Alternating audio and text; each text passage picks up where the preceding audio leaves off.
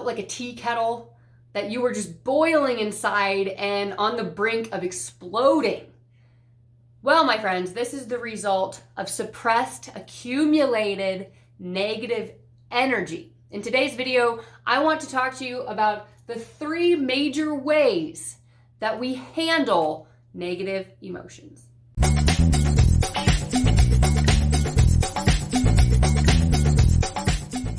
Welcome back to Soul Synergy Live, you guys. My name's Amanda, and I help people to spiritually heal and grow. There's 3 major ways that we as humans handle suppressed negative energy. And it's very important to note that before I get into these 3 ways, that you realize this is not done consciously. We don't even realize that we are doing these things, and it is always something toxic. Negative creates negative. And that is why it's so important to diffuse negative emotions. But none of us, we aren't programmed by society to do that. We aren't taught how to healthily heal our negative emotions so we can move forward in a positive state. And so today I'm hoping this video can help you guys with that. It really has helped me. My information is from the book Letting Go, The Pathway of Surrender by David R. Hawkins. He is amazing. I haven't even got through this entire book yet, but everything that I share with you is because of what I have read in this, and it's pretty much an emotional Bible. So the 3 major ways that we handle negative emotion is through suppression and repression, expression, and escape. So we're gonna go through each one so I can kind of dive deeper in and let you in on what they kind of mean, and then you can see if you're relating to any of these, which I'm sure you are, because I definitely was. But the first one is suppression repression. This is your body's natural instinct. Whenever we feel something that isn't serving us, something bad, something sad, your brain immediately says, get rid of it, get rid of it, get rid of it. Let's suppress, repress, push it down, push it down. Now, a lot of times this comes out as denial and projection. Okay, this was me to a T. Now, when you repress feelings, you project the negative feeling onto something else. So this is when we start blaming how we're feeling on something else. We're projecting it. We are, putting it over here and making it all about because of this, so we don't really have to feel it. But what really happens is we continue to feel it. It just kind of, there's a Band-Aid over it inside of us, essentially. So you are doing that and you're in denial about it. If anybody said, you seem really down about this, and you're like, no, I'm fine. And you go on about your day smiling, and we put on the face. We all have put on the face. And, this is repressing it at its finest. This is suppression at its finest. This is what people do to cope. You pretty much just grin and bear it. You try to not let any of the negative feelings come to the surface, so you put on a happy face and you just live with them. And then if they ever do come up in a subject or conversation, you project and you deny. Okay, so that's the first one. The second one, expression. Expression is another one that we all have used. Expression is when you're boiling and you're at that point of exploding and you got to let off the steam somewhere.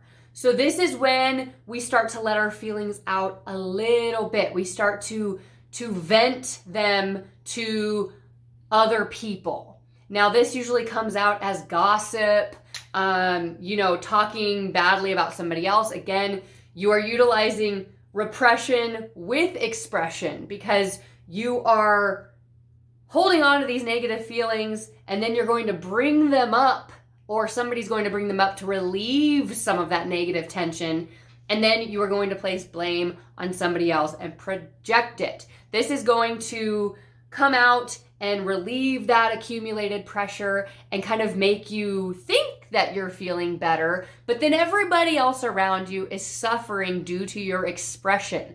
These are people who are constantly complaining.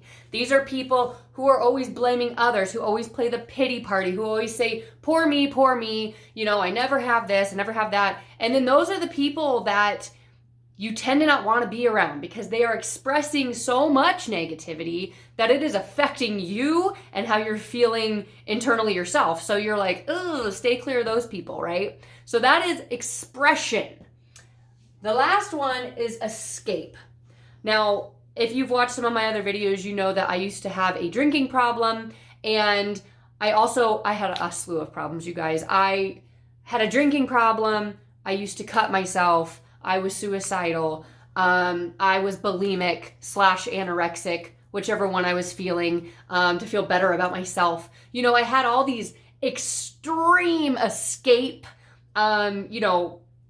tactics that I would use to keep from dealing with what was inside of me. And that's what a lot of people do. They don't always do it through addiction and through self-harm. Escape can also mean a workaholic, somebody who dives so deep into work that they smother themselves with just papers and deadlines and things to do. They keep busy so they don't have to deal with the negativity inside of them. Another great one that I also found myself in not too long ago is politics and the media. If you watch TV, which I don't anymore, but if you watch TV, you watch the news, and you're so into the media and everything going on in the world, 9 times out of 10, it's negative, right? There's always something terrible going on. There's always somebody dying. There's always somebody suffering. And then they want you to come together on it. And a lot of times, while people should come together, when it's done through the media and through politics, it always ends up as a negative, disguising itself as this positive act. And people will jump in on it and they start to stand up for everybody else. This is an epic way that people escape their own negative emotions. Insane, right? When I was reading this, I thought, oh my God, because I have some very strong political views, you guys, and I don't need to share them. They're my views. They're inside of me. But the minute you start, going out there and I don't know, just flooding your mind with the push and pull and the debate that comes with that particular subject, you are escaping something. You are diving deep into other people's issues and the world's problems instead of dealing with your own. So that's another great one of escape that just kind of blew my mind. And I thought, oh my God, so right. So you guys, what happens when we do this? And some people are strictly utilizing one way of dealing with their negative emotions, while I used all 3 my whole life. I mean, I really used all of these, you guys. But what happens is when you constantly are doing these 3 things, you start to build up more and more and more pressure. Now, while you're relieving little bits out of you because you need to, it's physically impossible to hold negativity in forever and just let it build. Eventually, you have to let it out at some point. You have to let little bits out. Now, what happens is when you build up that pressure, you create stress. How many people do you know in your life who say, I'm just so stressed? I'm so anxious. I'm so stressed.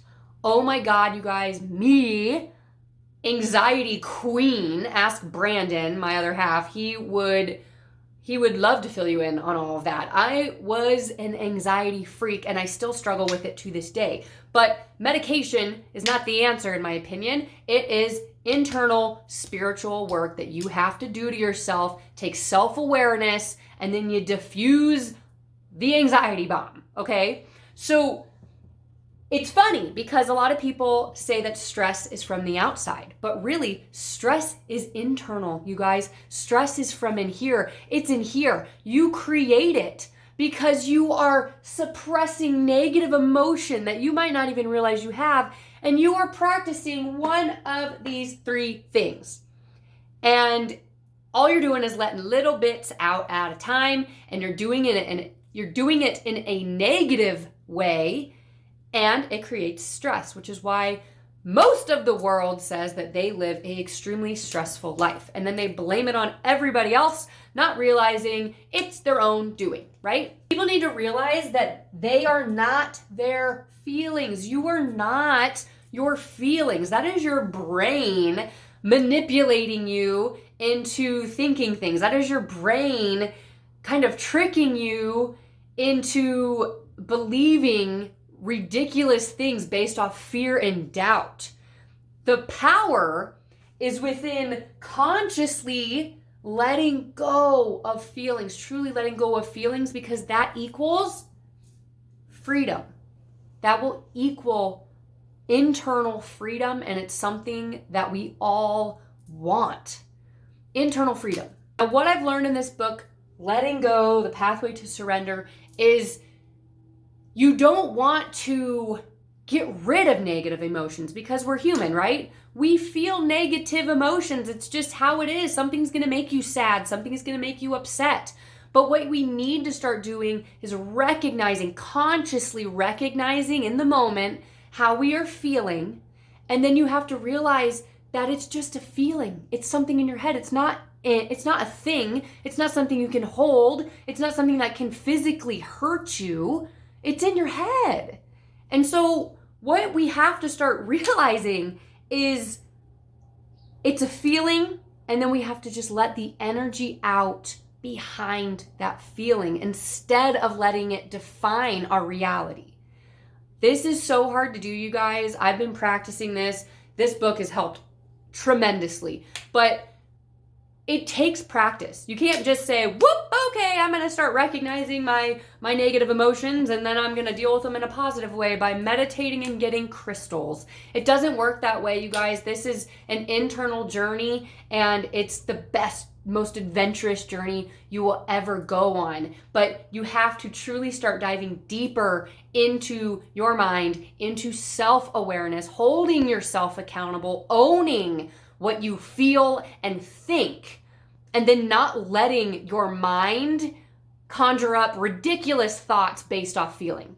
Thoughts and feeling, you need to keep those separate. Do not let a negative emotion conjure up thoughts, because the more negative emotion you have, the more negative thoughts you have, and they reinforce each other, and they grow and they grow and they grow until you are in this miserable hole of self-hatred and just lack of abundance. And who wants that? So you guys, self-awareness. Next time you're feeling stress, realize it's because of you, and then you got to pinpoint the negative emotion causing that. Pinpoint one of these things, reflect, and start asking yourself, do I use one of these three, or do I do all three when I'm upset with something? And if the answer is yes, you need to start pulling yourself out of that and learning from it. Okay? If you have any questions, leave them in the comments below, and I'll see you in the next video. Stay zen, my friends.